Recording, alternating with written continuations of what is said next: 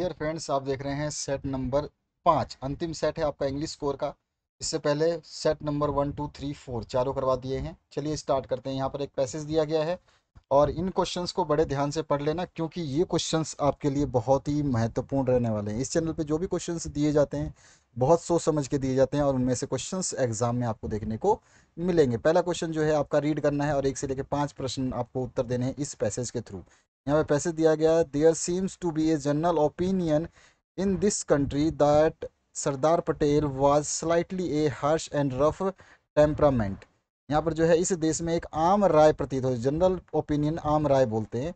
तो इस सीम्स मतलब प्रतीत होना। तो it seems to be a general opinion in the country that Sardar Patel was slightly a harsh and rough temperament. तो इस देश में एक आम राय प्रतीत होती है कि सरदार पटेल जो है वो थोड़े कठोर और रूखे स्वभाव के थे। Man called him the iron man of India. तो लोग जो है उन्हें क्या कहते थे? उन्हें कहते थे आयरन मैन ऑफ इंडिया या लौह पुरुष कहते थे। He was no doubt an iron man in the sense that one could rely on him for strict and efficient administration. तो यहाँ पर जो है, यहाँ पर क्या बोला, ही वॉज नॉट डाउट, यानी कि इसमें कोई संदेह नहीं है कि ऐसा मतलब उनको एक लोह पुरुष के रूप में ना जाना जाए। निसंदेह वो है एक जो है लोह पुरुष के रूप में थे। सख्त और कुशल प्रशासन है ना, एफिशिएंट और स्ट्रिक्ट, सख्त और कुशल प्रशासन के लिए भी वो जाने जाते थे। ठीक है। इसके बाद में है, but as a man to those who had god good fortune of coming in to close contact with him. But as a man, लेकिन एक आदमी की तरह, to those who had the good fortune of coming in to close contact. अब इसमें क्या है, उन आदमियों के लिए, बट एज ए मैन, आदमी की तरह उन आदमियों के लिए जो उनके निकट आने का जिनको मौका मिलता है, फॉर्च्यून बोला गया है ना।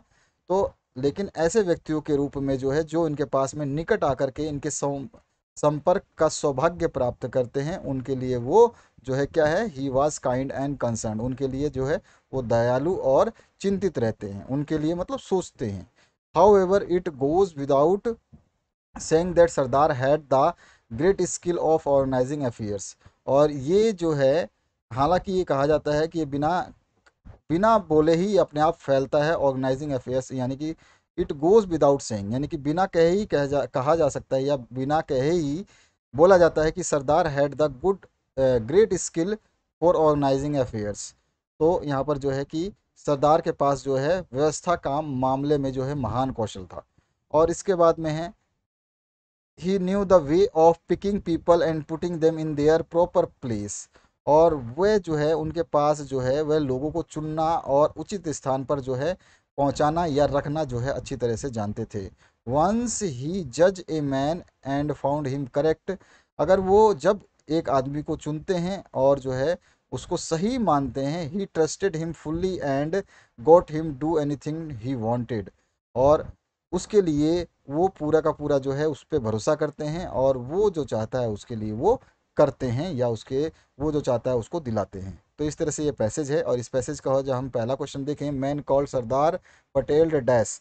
तो यहाँ पर जो है पुरुषों ने जो है सरदार पटेल को क्या कहा है, तो भारत का लौह पुरुष का है। तो यहाँ पर जो है आपका फर्स्ट ऑप्शन ही करेक्ट हो जाएगा, तो यहाँ पे ये ऑप्शन करेक्ट हो जाता है। इसके बाद जो है दूसरा, Sardar Patel was slightly of dash temperament. तो यहाँ पे हार्श एंड रफ है ना, दोनों ही ऑप्शन थे उसमें, अभी हमने पढ़ा। इसके बाद में नेक्स्ट जो है, one could rely on him for strict and efficient dash. तो एफिशिएंट आपका एडमिनिस्ट्रेशन, यही आया पैसेज में, आपने पढ़ा है, सब कुछ पढ़ा है। एफिशिएंट एडमिनिस्ट्रेशन आपको मिलेगा देखने को। उसके अलावा जो बहुत सारी चीज़ें जो है इसमें सब कुछ दिया गया, एफिशिएंट एडमिनिस्ट्रेशन। तो इस तरह से आप देखेंगे, Sardar Patel had the great skill for organizing. किसका ऑर्गेनाइजिंग? तो अफेयर्स का ऑर्गेनाइजिंग जो है वो ग्रेट स्किल थी उनके अंदर। उसके बाद में है आपका नेक्स्ट क्वेश्चन, सरदार के पास आयोजन करने का महान कौशल था। किसका? अफेयर्स का। अफेयर्स मतलब मामले होते हैं, ठीक है। अफेयर्स मतलब ये नहीं कि आप जो समझ रहे हैं, ठीक है। अफेयर्स मतलब मामले, कोई भी मामला उसको अफेयर ही बोला जाता है। उसके बाद में पांचवा, सरदार पटेल वाज, तो ये कैसे थे? काइंड एंड कंसर्न थे। ये भी हमने पैसेज में पढ़ा, यहाँ पे आपका सी ऑप्शन हो जाएगा। While writing a note which of the following is used. तो राइटिंग करते हैं नोट्स को, तो हम क्या लिखते हैं तो हम यहाँ पे सारे के सारे लिखते हैं, हेडिंग्स भी लिखते हैं, सब हेडिंग्स भी लिखते हैं, एब्रीविएशंस लिखते हैं, तो हमारा जो है नोट मेकिंग में ऑल ऑफ दीज आ जाएगा, डी ऑप्शन जो है करेक्ट हो जाएगा।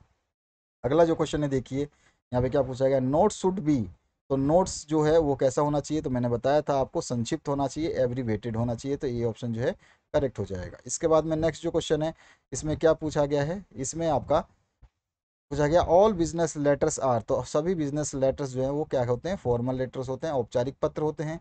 Application letters come under the category of formal letters, ये भी औपचारिक पत्रों में एप्लीकेशंस को माना जाता है, आवेदन पत्रों को, ठीक है। किसके श्रेणी में आते हैं आवेदन पत्र, तो फॉर्मल लेटर्स की श्रेणी में आते हैं। Letters to the friends and relatives comes under the category of, यहाँ पे मिसप्रिंट है, letters to the friends and relatives जो है ये पर्सनल लेटर्स होते हैं, और पर्सनल लेटर्स सारे के सारे जो है इनफॉर्मल लेटर्स हो जाते हैं। अभी मैंने बताया पर्सनल लेटर्स जो है देखिए, बिजनेस लेटर्स जो होते हैं फॉर्मल होते हैं, पर्सनल लेटर्स जो होते हैं ये हमारे इनफॉर्मल लेटर्स होते हैं। और letter of complaint comes under the category of, complaint letter भी क्या है, बिजनेस लेटर टाइप में है, यानी हम किसी से मदद मांग रहे हैं, कंप्लेंट कर रहे हैं, गवर्नमेंट को कर रहे हैं, तो ये भी आपका औपचारिक पत्र होगा, फॉर्मल लेटर होगा। In business letter the name and designation of the addresser is written on the, तो in the business letter name and designation of the addresser, addresser का किधर होता है, तो लेफ्ट मार्जिन में होता है, लेफ्ट साइड में होता है, हमारे उल्टे हाथ में होता है। उसके बाद आते हैं नेक्स्ट क्वेश्चन की तरफ, जो है इसमें choose the grammatically correct sentence from the given options, तो Anita dash cow a seen never has, तो इसको आपको सही जंबल वर्ड से इसको बिल्कुल सही बताना, Anita has never seen a cow, तो यहाँ पर जो है आपका सी ऑप्शन करेक्ट हो जाएगा। इसके बाद आते हैं नेक्स्ट क्वेश्चन पे, the book dash to me, तो the book belongs to me, यानी कि ये बुक मेरी है, मतलब मेरी, मेरे पास थी या मेरी है, मतलब मेरा हक है इस पे, बिलोंग्स टू मी है ना। इसके बाद में ऑयल फ्लोट्स डैश वाटर, तो ऑयल फ्लोट्स यानी कि ऑयल जो है, तेल जो है वो पानी पे तैरता है, यही पूछा गया है, तो ये आंसर हो जाएगा हमारा। यहाँ पे क्या आंसर आ जाएगा, ऑन फ्लोट्स है ना, flow oil floats on water, पानी पर तैरता है, तेल तेल जो है पानी पर तैरता है। इसके बाद में है आपका 16 नंबर, टेपलो डज नॉट लाइक, टेपलो जो है वो किस, टेपलो पसंद नहीं करते, तो किसको, तो वो करते हैं ग्रीक प्ले को, प्ले पसंद नहीं करते हैं, ग्रीक प्ले, ठीक है।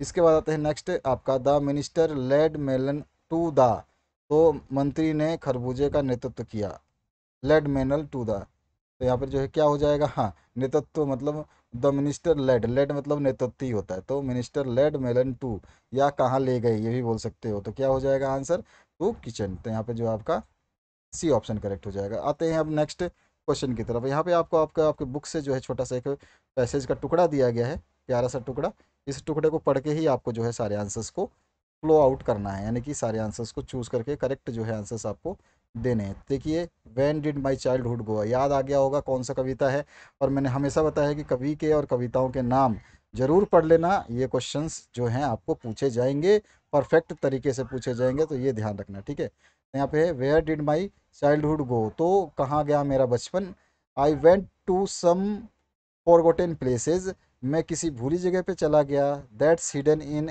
एन इन्फेंट्स फेस, और जो है यह एक शिशु के चेहरे में जो है छिपा है, दैट्स ऑल आई नो, और मैं ये सभी कुछ जानता हूँ। तो यहाँ पर देखिए, the poet is in dash mood, तो वो कैसे मूड में है, तो सरप्राइज्ड मूड में है, कैसे मूड में है, सरप्राइज्ड मूड में है, तो यहाँ पे डी ऑप्शन करेक्ट हो जाएगा। One can find once lost childhood in, तो कहाँ पर, अभी बताया कि कहाँ फाइंड कर सकता है, हिडन इन इन्फेंट, इन्फेंट मतलब होता है जो नवजात शिशु होता है, जो आपके 1 साल से कम वर्ष के बच्चे जितने भी होते हैं वो इन्फेंट कहलाते हैं, ये ध्यान रखना, ये वर्ड आपको लाखों बार सुनने को मिलेगा अपनी ज़िंदगी में, ठीक है। अभी तो आपने पहली बार सुना होगा, दूसरी बार सुना होगा, या 10वीं बार सुना होगा, लेकिन लाखों बार आप इस वर्ड को सुनेंगे। जब आप ट्रैवल करेंगे, तो आप जब टिकट्स बुक करेंगे, तो सबसे पहले जब आपका शादी हो जाएगी, जब आप मैरिड हो जाएंगे, तो आपके बच्चे होंगे, तो आप जब टिकट बुक करेंगे तो 2 एडल्ट्स और एक इन्फेंट या चाइल्ड का नाम आपसे पूछा जाएगा। तो आपका अगर छोटा बच्चा है तो उसकी टिकट नहीं लगेगी, गोदी वाले बच्चे को इन्फेंट कहते हैं, सीधी सी बात है, 1 साल से कम बच्चे को, ठीक है। इसके बाद आते हैं नेक्स्ट क्वेश्चन पे, one can find once lost childhood in, तो कहाँ पर, the face of the child, तो यहाँ पे सी ऑप्शन करेक्ट हो जाएगा।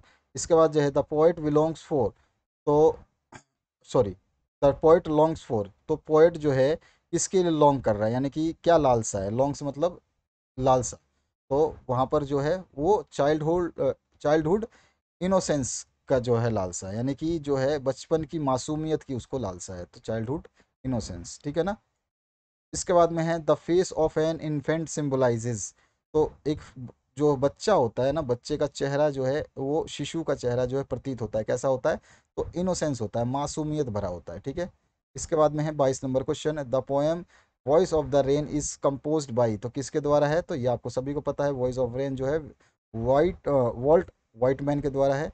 और we in the poem childhood stands for, तो आपको सभी को पता फादर एंड सन के लिए है वी, ये कई सेट्स में मैंने कराया है क्वेश्चन। और who is the poet of the poem father to son, तो यहाँ पर कौन है, एलिजाबेथ जेनिंग्स, तो यहाँ पे कौन सा आंसर आ जाएगा आपका 24 नंबर में, एलिजाबेथ जेनिंग, यानी कि आपका जो है आपका आ जाएगा बी ऑप्शन करेक्ट, ठीक है। तो 24 नंबर में क्या पूछा है, पिता से पुत्र कविता के कवि कौन है, तो एलिजाबेथ जेनिंग्स। इसके बाद में आपका नेक्स्ट 25वां, barred face is in the poem the laburnum top means, barred face अभी मैंने बताया था आपको पिछले सेट, अगर आपने देखा तो face having strips on it, यानी जिस चेहरे पे धारियां होती हैं, ठीक है। बैरेड फेस मतलब द इसमें पूछा गया है सिंपल से, बैरेड फेस का मतलब होता है आपका एक तरह से बोल सकते हैं सिंपली, बैरेड मतलब होता है वर्जित, है ना। और तो यहाँ पे face having strips on it, यानी कि जिस चेहरे पर स्ट्रिप्स यानी कि धारियां वाले चेहरे, तो बी ऑप्शन करेक्ट हो जाएगा। इसके बाद जो है आपका 26 number, why did grandmother keep one hand on her waist, तो ग्रैंड मदर ने अपना जो है हाथ कमर पर क्यों रखा, तो ये अच्छी तरह से टू बैलेंस हर स्टूप, अपने स्टूप को बैलेंस करने के लिए, है ना। तो यहाँ पे क्या आंसर आ जाएगा आपका ए ऑप्शन, ये भी मैंने आपको मॉडल सेट में करवाया है पहले वाला, इससे पहले वाला जो मॉडल सेट डाला है, 1 नंबर 2 नंबर 3 नंबर 4 नंबर जरूर देख लेना। 27 नंबर है the story the portrait of a lady is written by, किसके द्वारा लिखा गया है, तो खुशवंत सिंह के द्वारा लिखा गया है पोर्ट्रेट ऑफ लेडी लेडी। इसके बाद में 28 नंबर है the professor Gaitonde was surprise to find Bombay under, तो वो किसको प्रोफेसर जो है किसके अंडर जो है सरप्राइज हो गए थे देख करके बॉम्बे को, तो ये जो है ब्रिटिश शासन के अंदर, तो ब्रिटिश रूल के अंडर। उसके बाद में है at school croaker Harris taught, तो स्कूल में क्रोकर हैरिस ने पढ़ाया, क्या पढ़ाया, तो क्या आ जाएगा, लैटिन एंड क्लासिकल लिटरेचर, तो ये ऑप्शन जो है आपका करेक्ट हो जाएगा। इसके बाद में नेक्स्ट जो है प्रोफेसर राजेंद्र देश पांडे वाज ए, तो वो क्या थे, फिजिसिस्ट थे, क्या थे वो, जो बोल सकते हैं हम भौतिक विज्ञानी, है ना, फिजिसिस्ट, तो यहाँ पे आपका ये आ जाएगा। उसके बाद में आपका Crocker Harris called top low to assign him some dash, तो सम एक्स्ट्रा वर्क, है ना, कुछ ज़्यादा काम के लिए, यानी कि क्रोकर हैरिस ने उसे कुछ देने के लिए टेप्लो को बुलाया, तो क्या देना था वो, एक्स्ट्रा वर्क। 32 नंबर प्रोफेसर गायन तोंडे स्ट्रोल्ड इनटू, तो यहाँ पे पूछा कि प्रोफेसर गायक तोंडे जो है वो चहलकदमी करते हुए जो है कहाँ पहुँच, मतलब कहाँ चहलकदमी कर रहे थे, तो आज़ाद मैदान जो है इसका आंसर हो जाएगा, ये ऑप्शन करेक्ट। इसके बाद में 33 नंबर है the story silk road is written by, silk road किसके द्वारा लिखा गया है, तो ये लिखा गया है निक मिडिल टन के द्वारा, तो यहाँ पे जो है आपका डी ऑप्शन करेक्ट हो जाएगा। इसके बाद जो है आपका नेक्स्ट क्वेश्चन, इसमें क्या पूछा गया है, ये यहाँ पर अगर चलिए अगर कोई एक आधा मिस्टेक हो तो मुझे ज़रूर कमेंट करिएगा, बाकी मैंने सही है आंसर्स जो भी दिए हैं। The story the adventure is written by, तो ये जयंत नार्लिकर के द्वारा लिखा गया है, तो यहाँ पर जो आपका ए ऑप्शन करेक्ट हो जाएगा। Hor is situated on the shore, तो होर कहाँ सिचुएटेड है, होर जो है कौन से कोर पर स्थित है, तो लेक ऑफ मानसरोवर, ये भी बताया था मैंने आपको पिछले वाले सेट में। उसके बाद में नेक्स्ट जो है Nick Middleton had visited the place to do, तो कोरस क्या करने के लिए, कोरस करने के लिए, तो यहाँ पर जो है आपका ये ऑप्शन करेक्ट हो जाएगा। उसके बाद में नेक्स्ट जो है आपका इसमें पूछा गया Shahid was famous for his dash skill, तो वो किस लिए शाहिद जो है फेमस था, तो वो था आपका किसके लिए फेमस, ये पूछा है, तो शाहिद किसके लिए प्रसिद्ध था, तो वो था आपका कुलिनरी के लिए, तो यहाँ पर जो है ये ऑप्शन करेक्ट हो जाएगा। और उसके बाद में Shahid was profession appointed profession dash at the university of उतार, अच्छा कलिनरी को आपको पता ही होगा ना, पाक कला होती है, पाक कला आपको पता होना चाहिए। अच्छा इसके बाद में हमारा अपॉइंटेड प्रोफेशन, तो यहाँ पे कौन सा आंसर हो जाएगा, तो यहाँ पे पूछा क्या है, सिंपल से साहित्य को जो है अपॉइंटेड किया प्रोफेशंस के लिए, है ना, तो यूनिवर्सिटी में नियुक्त किया, यूनिवर्सिटी फॉर उतार कौन से सन में अपॉइंट किया गया था, तो क्या आंसर हो जाएगा 1999 में। उसके बाद में Sahid wanted to learn Spanish to read, वो क्या रीड करने के लिए स्पेनिश सीखना चाहता था, यानी कि साहिद क्या पढ़ने के लिए स्पेनिश सीखना चाहता था? लूरका। ठीक है, वो लूरका पढ़ने के लिए। उसके बाद में है आपका नेक्स्ट जो है, the author of the story the tale of melon city is, तो ऑथर बताना है तो वो कौन है? विक्रम सेठ है। ठीक है ना, तो कहानी द मेलन सिटी के लेखक कौन है? तो विक्रम सेठ है। ये ऑप्शन करेक्ट हो जाएगा। तो इस तरह से ये 5 सेट देखे आपने इंग्लिश कोर के, और सारे सेट्स अवेलेबल हैं। प्लेलिस्ट देखना बिल्कुल ना भूलें, सब कुछ आपको मिलेगा। बस आप जो है ध्यान लगा के पढ़िए, और चैनल पे अगर आप एक्टिव हैं तो आपको हर चीज़ मिलती रहेगी समय अनुसार। Thank you very much.